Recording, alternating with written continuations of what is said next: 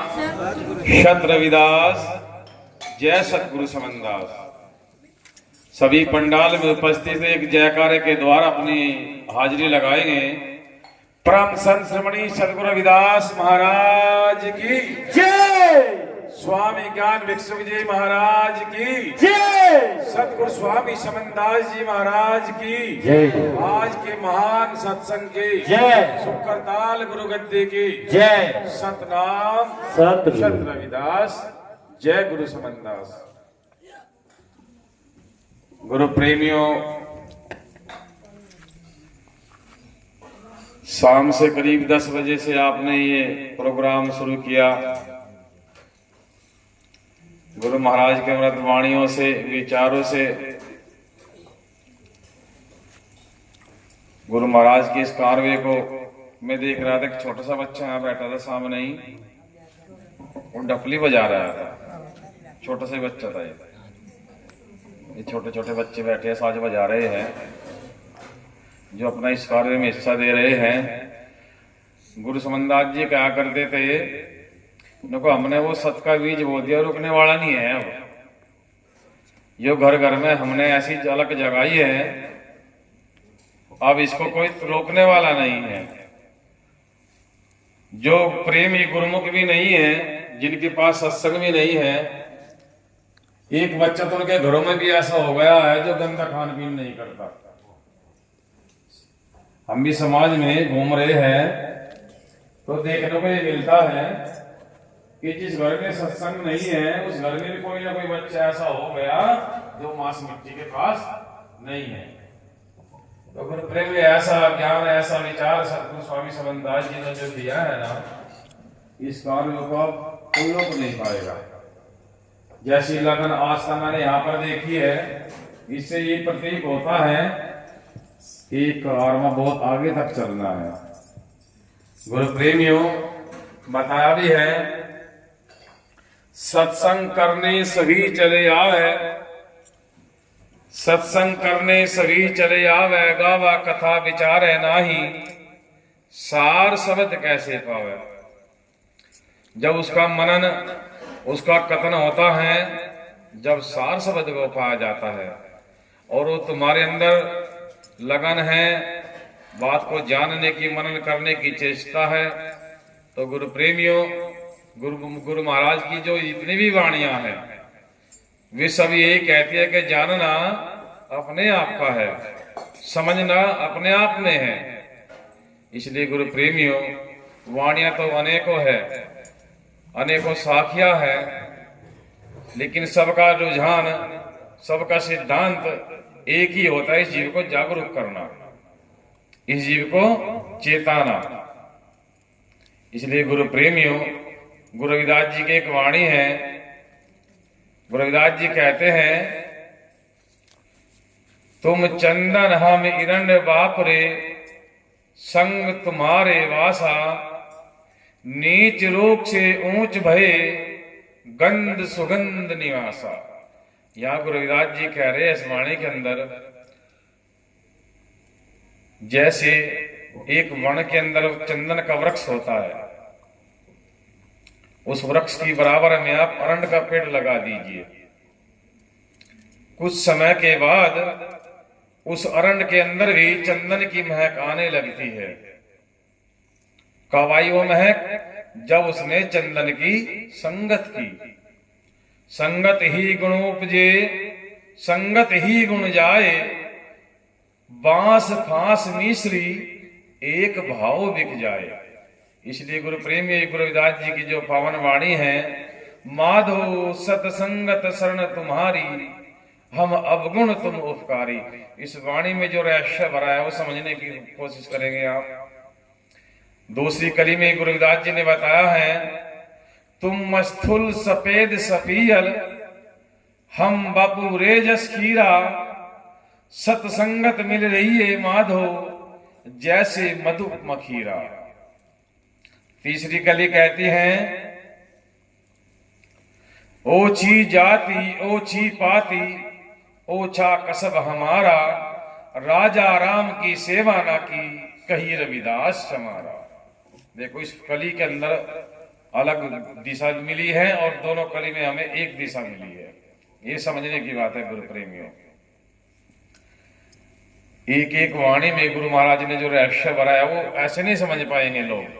पंजाबी जो लोग उसका टीकाकरण कर रहे हैं ग्रंथ में गुरु रविदास जी की वाणियों का, वो पूरा सटीक नहीं है। अभी विचार चल रहे थे जब शाम के टाइम वहां पर बैठे थे, जो हिंदी का गाता है ना, वो हिंदी का अर्थात उसका छंदी विषय बड़ा अच्छे से करेगा। पंजाबी लोग अपनी पंजाबी भाषा का बहुत अच्छे से संधि विच्छेद करेंगे। जिस भाषा का जिसको जो ज्ञान होता है उसकी गहराई तक चला जाता है। यहां गुरु रविदास जी जो प्रथम कली कह रहे हैं, तुम चंदन हम इरंड बापरे। गुरु जो होते हैं वो चंदन के समान होते हैं। चंदन चूर चूर कर डाल दिए तब भी महकार नहीं जाती। चंदन कभी भी अपनी महक को नहीं त्यागता। ऐसे गुरु के अंदर की जो शीतलता है, पवित्रता है, सहजता है, वो कभी कम नहीं होती। हम अज्ञानी सब जीव अरण्य के समान हैं। अरण्य के पेड़ को जानते हो आप, वो किसी काज में नहीं आता। हम वो सब अरण्य के समान हैं। यहाँ गुरु रविदास जी कहते हैं, गुरुदेव आपकी संगति से हम नीचे से ऊंच हो गए, गंध से सुगंधित हो गए।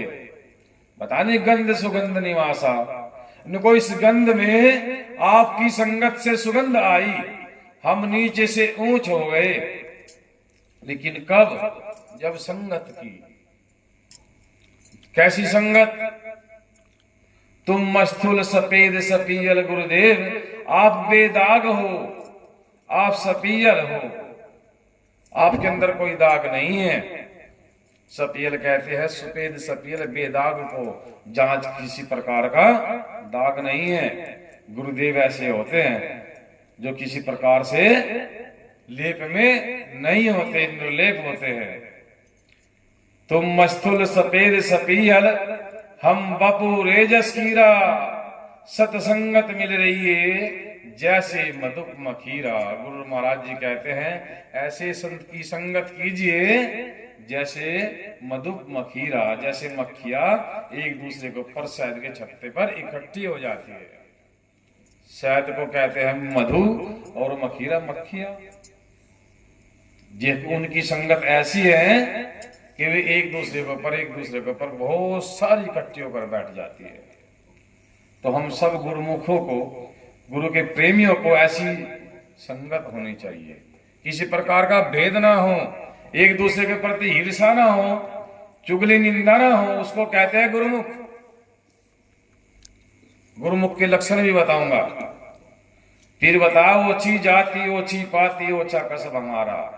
या गुरु रविदास जी कहते हैं कि बनारस के विद्वान बड़े काशी पंडित लोग मेरी जाति को छोटी, निमिन, कमीन इन शब्दों से उच्चारण करते हैं। लेकिन मैंने उस सदगुरु की ऐसी संगत की, मैंने उस सदगुरु की ऐसी संगत की कि काशी नगर के विद्वान लोग मुझे दंडवत नमन करते हैं।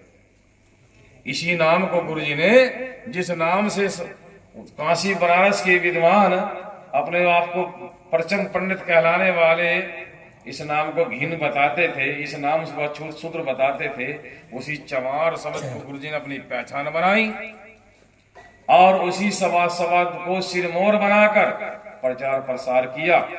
चमार शब्द से कभी अलग नहीं हुए और उसी शब्द में रहते काशी के विद्वान पंडितों को झुका दिया। ये गुरु रविदास जी ने संगति के असर का प्रभाव बताया है। इसलिए गुरु प्रेमियों, सबदे मारे मर गए सबदे छोड़ा राज। जिनको गुरु का शब्द लगा उन्होंने राज छोड़ा, राजधानी छोड़ी। जिन महापुरुषों की आप गाथा गा रहे हो उन्होंने राजपाट छोड़ा, राजधानी छोड़ी। लेकिन हमने क्या छोड़ा? एक मैं और मेरी नहीं छूटी, मान बढ़ाई मान प्रतिष्ठा नहीं छूटी, और उन्होंने राजपाट छोड़ा। उन महापुरुषों ने जिनकी गौरव गाथा को हम कह रहे हैं, जिन्हें ज्ञान हुआ था, छोड़ गए राजधानी। राजधानी विरासत छोड़ी, हुकूमत छोड़ी, उनको ज्ञान हुआ। लेकिन यहां जितने पुराने गुरुमुख होते जाते हैं ये बड़े ज्ञानी होते हैं। वे खुद के अहंकार में, खुद की मान बढ़ाई में, खुद के स्वार्थ में रह जाते हैं। फिर काहे की सीख मिली, काहे का उपदेश हुआ? फिर ऐसे बहुत सारे साधु हैं जो नाना प्रकार की दिशा दिखा रहे हैं। अब अपनी ही खुद की दिशा बताते हैं। कोई ताकि तवीज बता रहा है आप लोगों को, कोई किसी प्रकार से पूजा पाठ कराता है आप लोगों को, वो अपने तक ही सीमित रख रहा है। वे सब पत्थर की नाव में सवार है, समझ लेना ये बात। जो सतगुरु के मिलकर नहीं चल रहा, सतगुरु का इशारा नहीं दिया, सतगुरु का मार्ग नहीं बता रहा है, खुद का अपना मार्ग बताता है, खुद के अपने मार्ग तैयार किया है, तो समझ लो वे सब पत्थर की नाव में हैं। किस विध उतरेंगे वे पार? खुद तो डूबेंगे उस नाव में बैठकर, तुम्हें भी डुबा जाएंगे। इसलिए सतगुरु ने जो लाइन बताई है, सतगुरु ने जो दिशा इशारा दिया है, अगर वो तुम्हारा मजबूत है तो तुम फिर जाओगे। तो संगत मजबूत होनी चाहिए। ओछे की क्या संगत करोगे आप? ओछे की संगत तो सदा दह जाती है। संगत उनकी कीजिए जिनकी निर्मल है, जिनकी शीतलता, जिनकी सहजता संगत है, और वो सतगुरु है। सुख पाने के लिए नाना प्रकार के कर्म कर जाओगे, क्रियाक्रम करोगे, व्रत करोगे, जप करोगे, तप करोगे, सुख पाने के लिए।